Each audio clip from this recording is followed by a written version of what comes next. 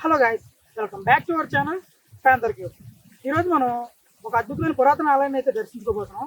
ఇది అప్పటి తూర్పుగోదావరి జిల్లా, ఇప్పటి కాకినాడ జిల్లా అయినటువంటి కాకినాడ సిటీ నుంచి కేవలం 25 కిలోమీటర్ల దూరంలోను, రాజమండ్రి నుంచి 36 కిలోమీటర్ల దూరంలోనూ ఈ ఆలయం అయితే ఉంటుందన్నమాట.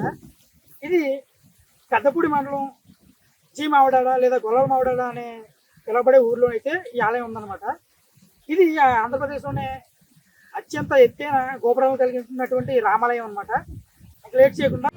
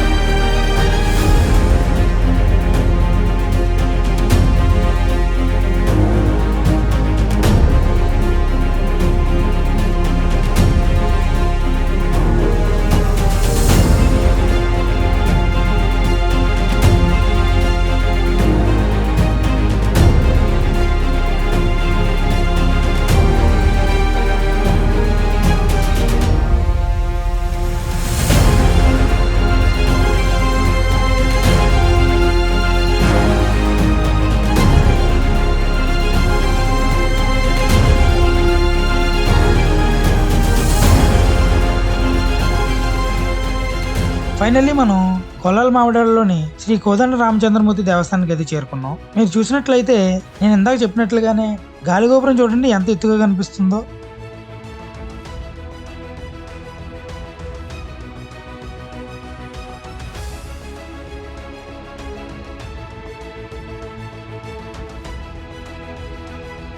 ఈ ఆలయానికి మొత్తం 3 గోపురాలతో నిర్మించారు. 2 గాలి గోపురాలు, 1 గర్భగుడి గోపురం, ఇలా మొత్తం 3 గోపురాలతో అయితే ఈ ఆలయం నిర్మించడం జరిగింది. ఇక ఈ ఆలయ చరిత్రలోకి వెళ్ళినట్లయితే ఈ ఆలయ ప్రతిష్టాపకులు కీర్తిశేషులు శ్రీ ద్వారంపూడి సుబ్బారెడ్డి గారు మరియు వారి సోదరుడు కీర్తిశేషులు శ్రీ ద్వారంపూడి రామిరెడ్డి గారు. వీరు ఈ ఆలయ నిర్మాణం కోసం స్థలాన్ని దానంగా ఇచ్చి 1889 సంవత్సరంలో ఆలయాన్ని కూడా నిర్మించారట. ఆ టైంలో అప్పుడు ఆలయంలో చెక్క విగ్రహాలను అయితే ప్రతిష్ఠించారట. ఆ చెక్క విగ్రహాలని 1934 సంవత్సరం వరకు కూడా పూజిస్తూ వచ్చారట. ఆ తర్వాత 1934 సంవత్సరంలో రాతి విగ్రహాలను ప్రతిష్ఠించి అప్పటి నుంచి కూడా రాతి విగ్రహాలను అయితే పూజించడం మొదలుపెట్టారు. ఇక ఈ గాలి గోపురాల విషయానికి వస్తే మొదటిది తూర్పు గోపురం. దీన్ని 1948 సంవత్సరంలో అయితే నిర్మించారట. ఇది 160 అడుగుల ఎత్తు, 9 అంతస్తులుగా 5 కలశాలతో నిర్మించారు. రెండవది పశ్చిమ గోపురం. ఇది 1956 సంవత్సరంలో నిర్మించినట్లు చెప్తున్నారు. ఇది 200 నుంచి 210 అడుగుల ఎత్తు, 11 అంతస్తులుగా 5 కలశాలతో నిర్మించినట్లయితే చెప్తున్నారు. ఆ తర్వాత 1975 సంవత్సరంలో అదే కుటుంబానికి చెందిన ద్వారంపూడి రామచంద్రరెడ్డి గారు ఈ ఆలయం యొక్క అట్రాక్షన్ పెంచడం కోసం అద్దాల మేడను నిర్మించినట్లయితే ఆలయ కమిటీ వారు అయితే చెప్తున్నారు. ఈనాటికి కూడా ఆలయ ధర్మకర్తలుగా అదే కుటుంబ సభ్యులు అయితే కొనసాగుతున్నారట. ఆలయ చరిత్ర అయితే ఇదన్నమాట.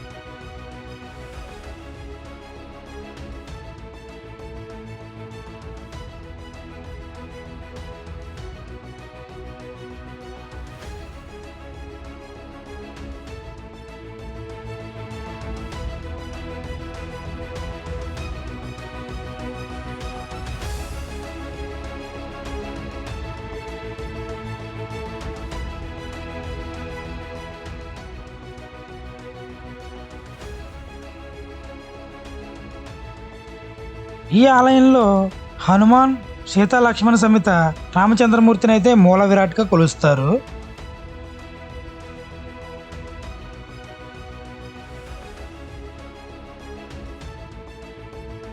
ఈ ఆలయం ఆంధ్రప్రదేశ్లోని ఎత్తైన గాలిగోపురాలు కలిగిన రామాలయంగా పేరుని సంపాదించుకున్నట్లు చెబుతున్నారు. ఇక ఈ ఆలయ దర్శన విషయానికి వస్తే ఉదయం 6 గంటల నుంచి రాత్రి 8 గంటల వరకు కూడా ఈ ఆలయంలో మూల విరాట్ని దర్శించుకోవచ్చు. అద్దాల మేడ దర్శనం ఇంకా గోపురం పైకి వెళ్ళడానికి అయితే ఉదయం 8 గంటల నుంచి సాయంత్రం 5 గంటల వరకు మాత్రమే పర్మిషన్ అయితే ఉంటుందట. ఈ అద్దాల మేడను చూడటానికి 50 రూపాయలు టికెట్ అయితే ఛార్జ్ చేస్తారు. మనం టికెట్ తీసుకుని లోపలికి అయితే వెళ్ళగలం. ఆ అద్దాల మేడ లోపల నుంచే నేరుగా గోపురం పైకి కూడా ఎంట్రన్స్ అయితే ఉంటుంది. కొద్దిసేపు ఈ ఆలయ అందాన్ని, శిల్పకళాకృత్యాన్ని చూసి ఆనందించండి.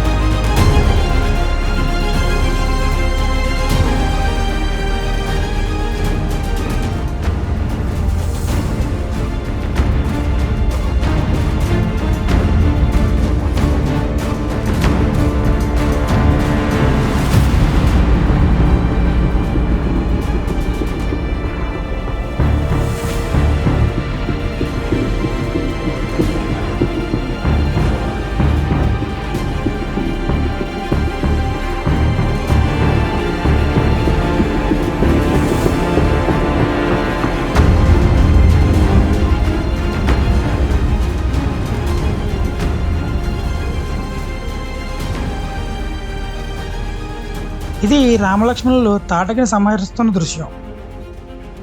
ఇది రామలక్ష్మణులు చెట్టు కింద సేద తీరుతున్న దృశ్యం. ఇలా చాలా సన్నివేశాలను అయితే ఇక్కడ శిల్పాలుగా చెక్కారు.